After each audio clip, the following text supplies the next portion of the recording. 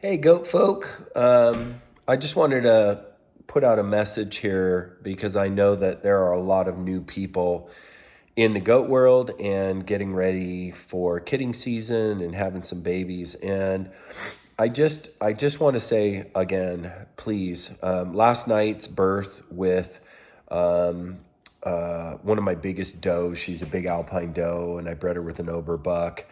And it was really touch and go. Had I not known what I was doing, that could have really gone wrong in multiple levels. And so I'm going to tell you the birth story so you kind of get an idea of it. But my end of this is, please, if you're having babies and you haven't done much of this, please get the how to help a goat have a baby course on PackGoats.com. If you don't know how to pull babies or solve problems, there's just so many things that can go wrong and can be really scary and important for you to know, both before, during the birth itself, and then aftercare, and all those things are very critical to the well-being of your doe and her babies. So what happened last night is that Harry, I went out and checked on her at 1 because she just kept bleeding, just bang, bang, man. I'm like, I think she's pre-labor. Let me go look.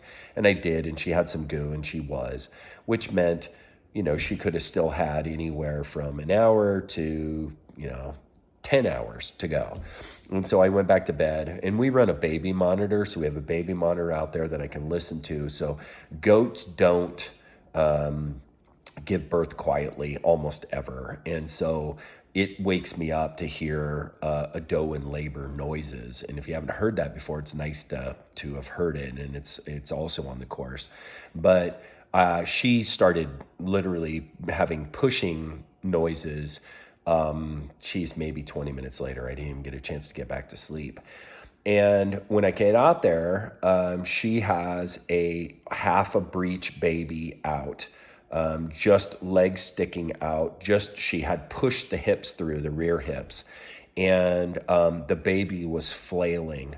Now, that's very uncommon for a baby to flail. What that meant, and what I discovered very quickly after beginning to pull and pulling in the right direction and with the right amount of force and everything else, was that what had happened because of the breech is that umbilical had broken inside.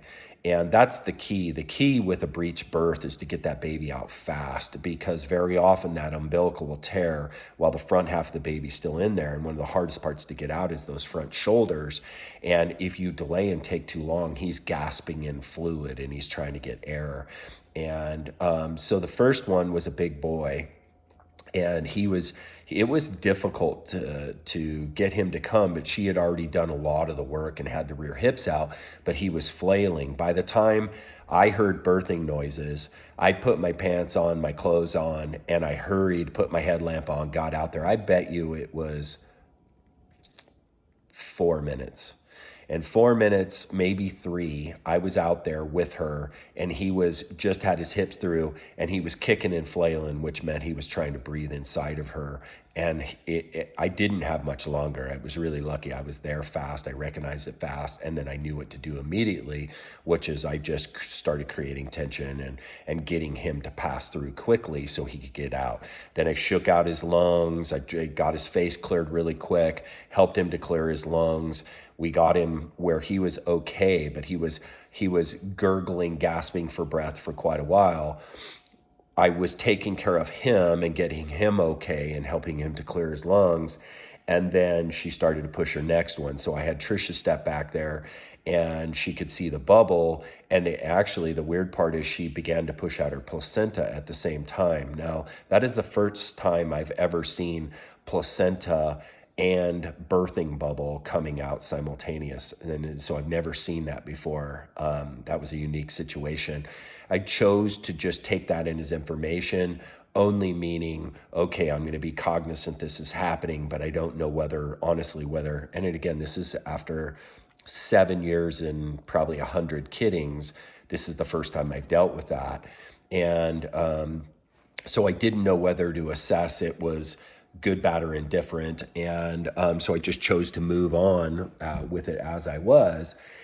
And when I began to see the bubble come out, I knew I wanted to assess position, and so I assessed position, and sure enough, I felt in there, and I could tell because the toes were down that it was another breech, and the toes felt huge. So now I knew I had a second breech, and that we were likely going to deal with the same situation. Plus, I had placenta in the equation, and I knew at that point not panic was important, but expediency was trying to get that baby out to get him safe.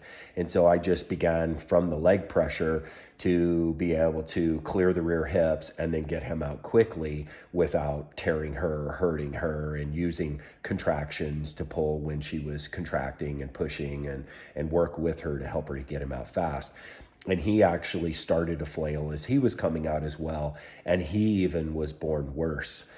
He was even more full of fluid. He had his mouth open and his tongue out for 3 or 4 minutes after being born, gurgling, gasping for breath, real shallow breathing, lots of shaking to try to get, fluid out of his lungs. And he also did well, but he was even bigger and I believe had more problems inside. And so they're all okay, it's all good. But I tell you this story because I've had 2 very smooth births where they have been, didn't have to inject at all. None of, I had 1 breech and 1 normal. So I did pull my breech a little quicker. I had a normal presentation with Bella, and then my other 2 both presented perfectly and were born and were small in a small doe. And I was thankful they were both small doelings because she was a small doe and she was able to, give birth to them fairly easily as a first-time kidder, which always is scary with a small doe first time that she's going to have a big giant boy and just one inside of her, and then that can be really a problem too. But anyway, really long story. But the reason I'm telling it is because I just need you to not be cavalier with the fact that you're getting ready to have a baby. You need to be prepared. You need to know what to do. You need to have somebody mentor you through that. And our birthing course is exceptional about preparing you for getting ready to have kids. Like I say, when I talk about it, I learned a lot when I released it.